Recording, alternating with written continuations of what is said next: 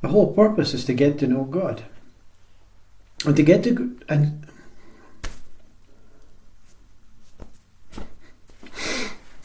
the whole purpose is to get to know God. And to get to go... and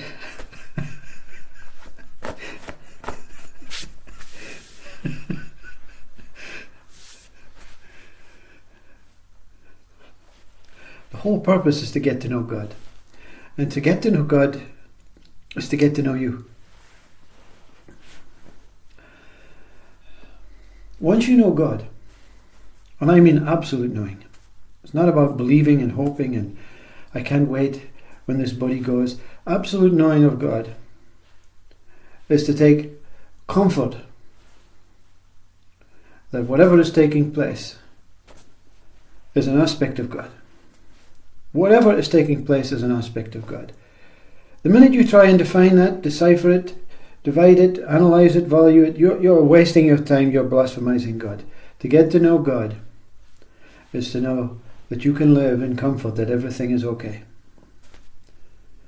Everything is as it is, everything is absolutely okay. So the one that knows God, that suddenly questions this world, suddenly thoughts appear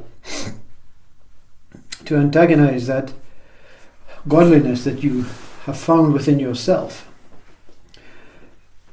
is simple reminders to say, yeah, but you're a human. And to be a human, you have to fit into this world. Unfortunately, there are others who are not ready to know God. So therefore you become that accepting one of what the mind calls badness. Oh, that one's really bad. Yes, but not time.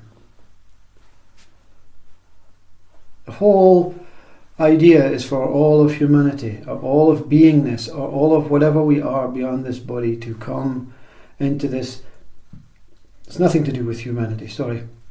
To come into this human environment and see all of this is going on and realize I'm none of that. I cannot be part of that. It appears as if I'm experiencing that. It appears as if I am participating in that. And on occasions I am. Because on occasions I need to be pulled into this web, to be chased by the spider to try and escape. And the spider doesn't want to eat you up. It just wants to say, move on, get out. This is my web. Build your own web. Now you can make the mistake of going and building your own web, or you can stay out of all webs and say, no, I want to observe. Because I am only here to establish God, and I cannot find God in that spider's web, and that spider's web, and that spider's web. I cannot understand what God is if God would only remain in one web, in one religion. Yeah? In one country, in one planet, in one star. You'll never know God by saying your religion is exempt from other religions. God is all-encompassing religion, you know. And what happens is, once you know God, you'll experience so much possibilities to go traveling the dimensions of space. And it'll be fifth dimension, sixth dimension, you know, and you'll join some sort of, you have this option of you're so full of life, so full of godliness, so full of God, that you have the option to go in and join this new lecture that's speaking about traveling to the sixth dimension, you know. But when you know God, and you have the option to go to sixth dimension, seventh dimension, be an infinite human life, the first human to be on this planet and not die, not experience body death. That's an opportunity for you. And you say, no thank you. No thank you to your fifth dimension, your sixth dimension, your seventh dimension, your eighth dimension. No thank you to travelling along the universe. No thank you to being infinite first human on this world, because God will decide. That is total commitment, total attention on that what you have no idea what it is. Because the one that wants to know, that wants to comment, that wants to question says, okay, so if you know God, what is it? What does it look like? Where does he live? What is it? You don't know. You just know. You don't have to believe that something else exists. You don't have to believe that something will save you. You don't have to believe that something will participate. Because that's all hopes and beliefs and futures and past. God is absolute here-ness, now-ness, isness, stillness, movingness, blissfulness, joyfulness. God appears in every single state. God is that what it is.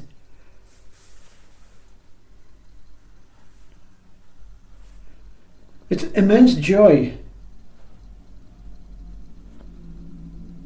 If you take immense joy and put it in the earth, right? The whole of earth becomes joy. Fully 100% all-encompassing joy. You cannot cope with that. Your mind and your body is not able to cope with that joy.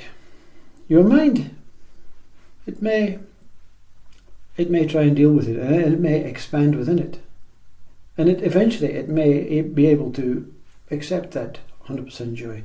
But if you take that joy and take it out of the earth and place it in space, where it slowly stretches into space, it soon becomes placid and tranquil and content beingness.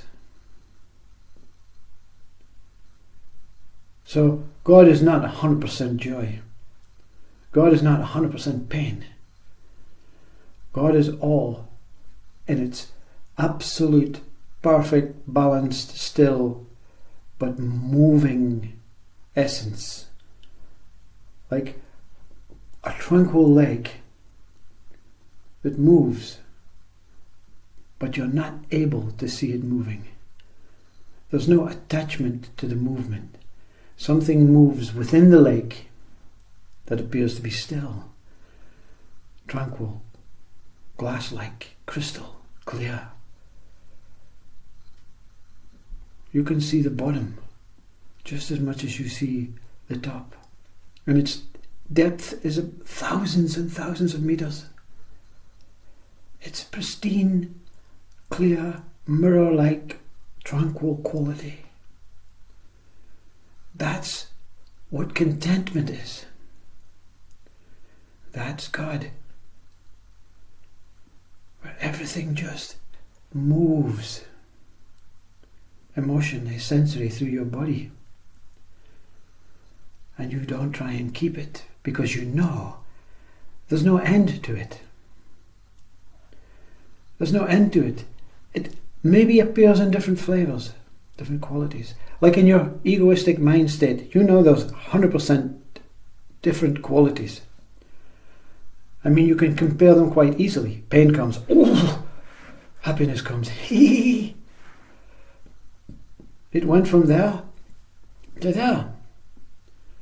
But in this lake, the bird just flies, it glides, and the wings are not even moving. In fact, it's that what surrounds it that moves. It's the light of consciousness that moves this God that exists as this tower of I. I am that. I am. God is all. God cannot be broken up, dissected. Even the name God is a broken effect of that what it is. But it's okay, you know. It's like that whole cake, that beautiful pristine cake. It's perfect. You know, untouchable. You don't want to even tarnish it. But it's okay to put your little finger on that cream icing and just take a little sliver. When that sliver is the name God. The cake in whatever that nameless thing is God. But we can give it a little name. Just to taste it. And when you taste it, you never forget it. We can take that sliver off that cake. That's God. Once you taste it, you'll never forget it. Because it won't forget you. It's in that taste is within.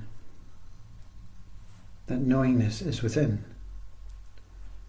That love of God is everywhere, projecting from you. And you're seen, but you cannot be described. People stop you in the street. There's something different about you. Something new about you. Something fresh about you. Have you won the lottery? Have you met a woman? What's going on? I met God. Now, and they walk away. They run away. As they're frightened. They're frightened to even look. They're frightened to know the unknowable. And when you know the unknowable, you know everyone as a pure reflection of yourself. And regardless of what they're doing, be it bad or good, you're reflecting yourself everywhere as that godliness, that consciousness. So you get to know God. That's the only thing worth knowing. Because that whole knowing means you get to know everything and everyone in this world, including your partner, your children. I'm going to put my partner and my children first. And one day when I've got time, I'm going to go to church and see if I can meet God. So you know God first, and the church, and the journey to the church, and the time, and the future, and the children, and the partner are all recognized as the same thing in that moment. Namaste Om.